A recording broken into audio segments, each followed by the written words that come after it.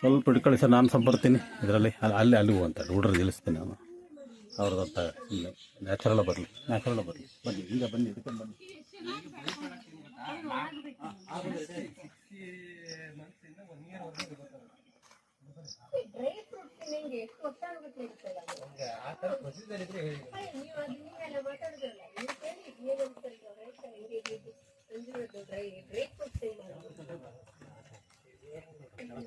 ಅವರೇನಿದ್ದಾರೆ ಮತ್ತೆ ನಿಮ್ದು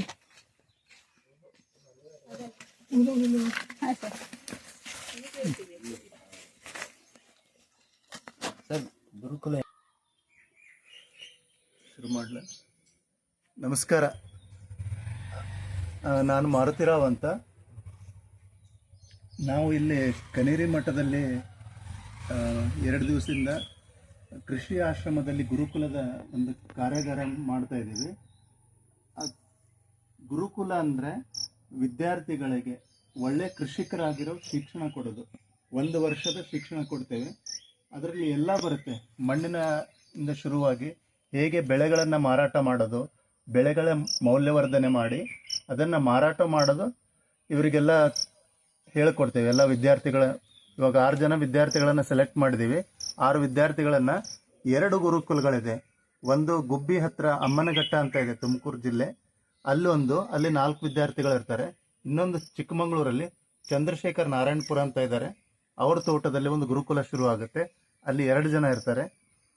ಅಲ್ಲಿ ಅವರಿಗೆ ನಾ ಹೇಳಿದಾಗೆ ಮಣ್ಣು, ಬೆಳೆಗಳು ಹೇಗೆ ಬೆಳೆಯೋದು, ತೋಟಗಳು ಹೇಗೆ ಮಾಡೋದು, ಒಣ ಬೇಸಾಯ ಕೃಷಿ ಅಂದ್ರೇನು, ಮೌಲ್ಯವರ್ಧನೆ ಅಂದ್ರೇನು, ಅದನ್ನು ಮಾರಾಟ ಹೇಗೆ ಮಾಡೋದು, ವೃಕ್ಷಾಯುರ್ವೇದ ಅಂದ್ರೇನು, ಅದರಲ್ಲಿ ಬೇರೆ ಬೇರೆ ಔಷಧಿಗಳನ್ನು ಹೇಗೆ ಮಾಡೋದು, ಔಷಧಿ ಸಸ್ಯಗಳನ್ನು ಹೇಗೆ ಕಂಡುಹಿಡಿಯೋದು, ಈ ಥರದ ಬೇರೆ ಬೇರೆಗಳ ಎಲ್ಲ ಥರದ ವಿದ್ಯೆಗಳನ್ನು, ರೈತರಿಗೆ ಬೇಕಾಗಿರೋ ವಿದ್ಯೆಗಳನ್ನು ಅಲ್ಲಿ ಕಲಿಸ್ತೇವೆ. ಅದಕ್ಕೆ ಯಾರು ಗುರುಕುಲ ಇರುತ್ತೆ ಅಲ್ಲಿ ಪ್ರಾಚಾರ್ಯರು ಇರ್ತಾರೆ, ಯಾರು ಮುಖ್ಯಸ್ಥರು ಇರ್ತಾರೆ, ಯಾರು ಹೊಲ ತೋಟ ಇರುತ್ತೆ ಅವರು ಪ್ರಾಚಾರ್ಯರಾಗಿ ಕೆಲಸ ಮಾಡ್ತಾರೆ. ಅದರ ಜೊತೆ ಬೇರೆ ಬೇರೆ ಆಚಾರ್ಯರು ಇರ್ತಾರೆ. ನಾನು ಮಣ್ಣಿನ ಬಗ್ಗೆ ಕೆಲಸ ಮಾಡ್ತೀನಿ, ಮಣ್ಣಿನ ಬಗ್ಗೆ ಪಾಠ ಮಾಡ್ತೀನಿ, ಮಣ್ಣಿನ ಆಚಾರ್ಯ ನಾನು. ಅದರ ಪ್ರಕಾರ ತೋಟ ಹೇಳೋರು ಅವರು ಒಬ್ಬರು ಆಚಾರ್ಯರು ಇರ್ತಾರೆ. ವೃಕ್ಷಾಯುರ್ವೇದ ಬಗ್ಗೆ ಇವತ್ತು ಡಾಕ್ಟರ್ ಬಂದಿದ್ರು, ಅವರು ಆಚಾರ್ಯರು. ಅವರು ಹೇಗೆ ವೃಕ್ಷಾಯುರ್ವೇದವನ್ನು ಅಳವಡಿಸ್ಕೋಬೇಕು ಅಂತ ಹೇಳ್ತಾರೆ. ಕೆಲವರು ನೀರಾವರಿ ಬಗ್ಗೆ ಹೇಳ್ತಾರೆ. ಆ ಥರದ ಬೇರೆ ಬೇರೆ ಆಚಾರ್ಯರು ಇರ್ತಾರೆ, ಅವರು ಹೇಳಿಕೊಡ್ತಾರೆ. ಇದು ಇವಾಗ 1 ತಿಂಗಳಲ್ಲೇ ಶುರು ಆಗುತ್ತೆ. ನಾವು ಕನೇರಿ ಶ್ರೀಗಳಿಗೆ ಇದ್ರ ಬಗ್ಗೆ ಎಲ್ಲ ಹೇಳ್ಕೊಟ್ಟಿದ್ದೀವಿ. ಆ ಪಾಠಗಳು ಹೇಗಿರ್ತವೆ, ಆ ಸಿಲೆಬಸ್ ಬಗ್ಗೆ ಎಲ್ಲ ನಿನ್ನೆ ತಿಳಿಸ್ಕೊಟ್ಟಿದ್ದೀವಿ. ದೀರ್ಘವಾದ ಸಿಲೆಬಸ್ಸನ್ನು, ಇವಾಗ ಕಂಟೆಂಟ್ಸ್ ಇರುತ್ತಲ್ಲ ಆ ಕಂಟೆಂಟ್ಸನ್ನು ಹೇಳ್ಕೊಟ್ಟಿದ್ದೀವಿ ಸಿಲೆಬಸ್ದು. ಅದೆಲ್ಲ ಪೂರ್ತಿ ಕಂಟೆಂಟ್ ಪ್ರಕಾರ ಸಿಲೆಬಸ್ ತಯಾರಿ ಮಾಡಿ ಜೂನ್ 24ರಂದು ಚಿಕ್ಕಮಗಳೂರಿಗೆ ಬರ್ತಾರೆ ಗುರುಗಳು. ಅಲ್ಲಿ ಪೂರ್ತಿ ಎಲ್ಲ ಸಿಲೆಬಸ್ ತೋರಿಸಿ ಅವರ ಅಪ್ಪಣೆ, ಅವರ ಇದ್ರ ಪ್ರಕಾರ ನಾವು ಮುಂದೆ ಶುರು ಮಾಡ್ತೇವೆ.